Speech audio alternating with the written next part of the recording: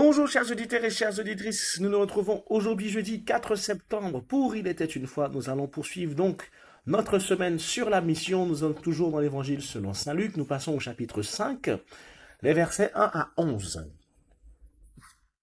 En ce temps-là, la foule se pressait autour de Jésus pour écouter la parole de Dieu, tandis qu'il se tenait au bord du lac de Génézareth. Il vit deux barques qui se trouvaient au bord du lac. Les pêcheurs en étaient descendus et lavaient leurs filets. Jésus monta dans une des barques qui appartenait à Simon et lui demanda de s'écarter un peu du rivage. Puis il s'assit, et de la barque il enseignait les foules. Quand il eut fini de parler, il dit à Simon, « Avance au large et jetez vos filets pour la pêche. » Simon lui répondit, « Maître, nous avons peiné toute la nuit sans rien prendre, mais sur ta parole je vais jeter les filets. » Et l'ayant fait, ils capturèrent une telle quantité de poissons que leurs filets allaient se déchirer. Ils firent signe à leurs compagnons de l'autre barque de venir les aider. Ceux-ci vinrent, et ils remplirent les deux barques à tel point qu'elles enfonçaient.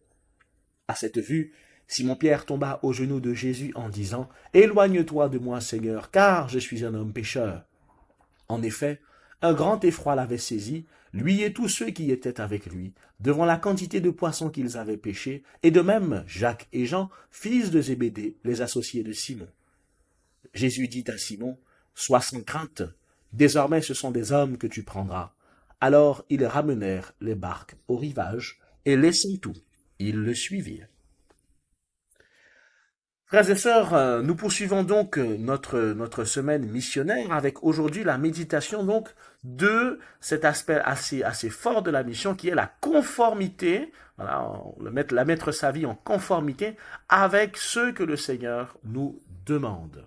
La conformité, frères et sœurs, avec ce que le Seigneur nous demande, c'est tout simplement, mettre sa vie, frères et sœurs, telle que le Seigneur la voudrait. Faire ce que le Seigneur nous demande dans notre vie, régler ce qu'il y a à régler, prendre les chemins qu'il veut que nous prenions, et se débarrasser finalement de tout ce qui nous empêche d'entrer pleinement dans ce que Dieu veut. C'est ce que ça veut dire mettre sa vie en conformité avec ce que Dieu demande. C'est-à-dire qu'on entre, frères et sœurs, dans un style de vie, j'ai envie de dire, mais même plus que dans un style de vie, vraiment dans une nouvelle vie, où c'est le Christ, qui donne le là de notre existence. Et frères et sœurs, dans la mission, elle est un appel. Elle est un appel où justement le Seigneur nous fait passer de pécheurs à pécheurs d'hommes.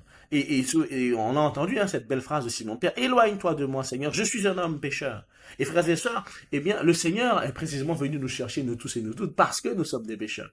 Et voyez, comme pour Simon-Pierre, il nous dit, je sais que tu es pécheur, mais je ferai de toi un pécheur d'homme. C'est-à-dire que le Seigneur nous invite à faire ce pas-là, voilà, et cette étape-là de notre vie, de conformer notre vie aux exigences de Dieu.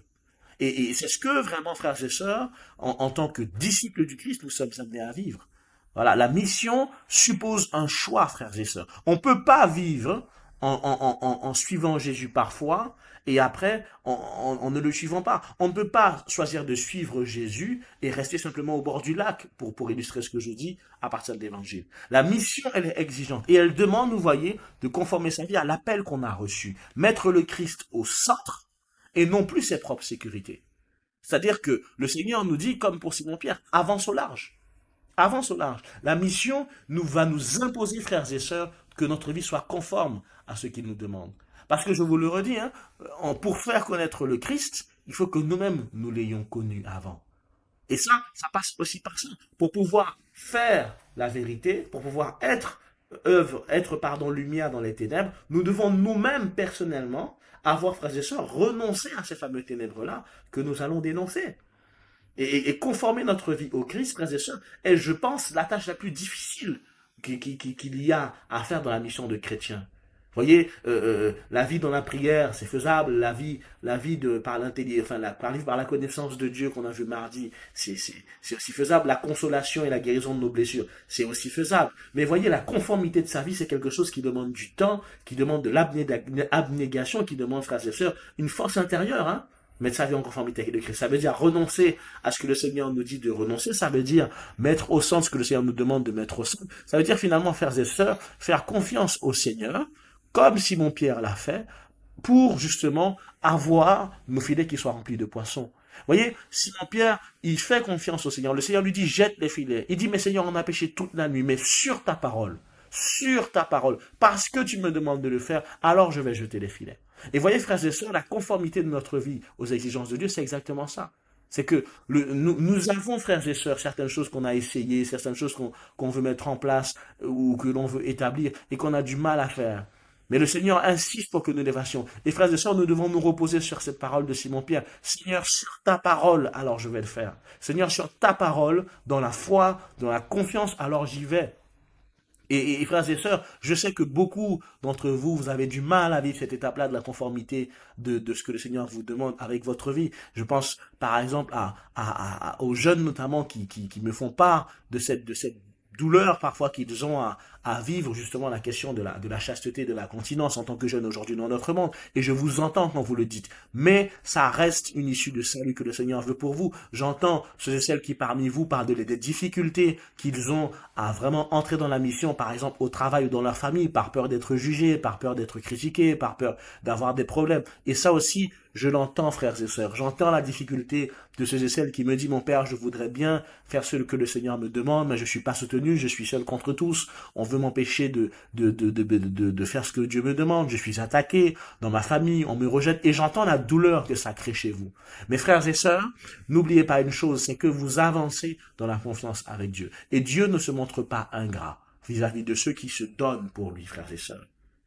Dieu ne se montre pas ingrat. Comme il l'a fait pour Simon-Pierre, qui a obéi, qui a jeté ses filets et qui est ressorti avec des filets tellement chargés qu'ils allaient se déchirer, et bien de la même façon pour vous, frères et sœurs, si faire l'œuvre de Dieu et faire, en faisant l'œuvre de Dieu, conformer votre vie et en faire des sacrifices pour que votre vie soit conforme à ce que Dieu vous demande, le Seigneur vous donnera aussi une multitude de poissons dans votre vie qui feront justement votre consolation et votre bonheur. Il faut bien se souvenir, frères et sœurs, que le Seigneur ne nous demande pas, frères et sœurs, de renoncer à certaines choses, de sacrifier certaines choses, parce que il veut simplement, entre guillemets, nous tester ou voir jusqu'où on est prêt à aller pour lui.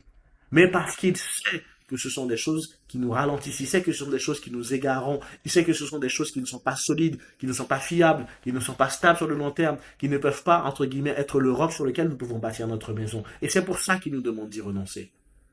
Et oui, frères et sœurs, c'est difficile, mais nous devons accepter de vivre justement cette conformité-là à la vie du Seigneur.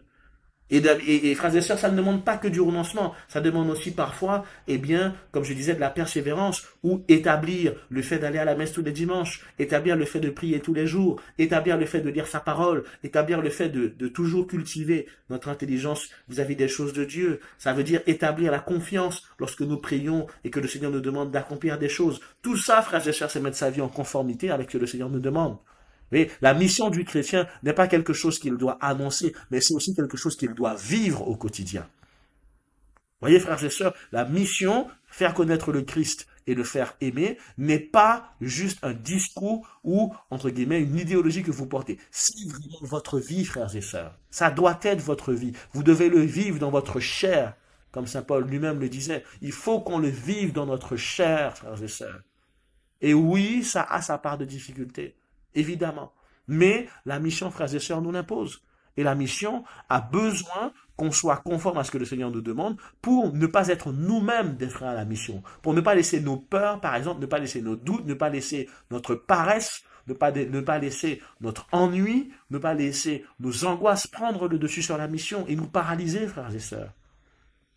Nous avons besoin, frères et sœurs, de vivre cet appel-là à la mission en conformité avec notre vie. Parce que cet appel se vit dans la vérité, frères et sœurs. Le message du Christ se vit dans la vérité, non pas dans le mensonge. Nous ne pouvons pas annoncer un message et être dans le mensonge. Et peut-être que certains d'entre vous vous dites, mais il y a toute ma vie qu'il faut changer. Et je vous dis peut-être qu'il y a toute ta vie qu'il faut changer, mais commence les choses étape par étape. Ne partez pas, frères et sœurs, dans des grands chantiers, tout de suite où vous bousillez tout ce qui est établi, en vous disant, il faut que je change tout du jour au lendemain. Allez-y étape par étape. Allez-y palier par palier.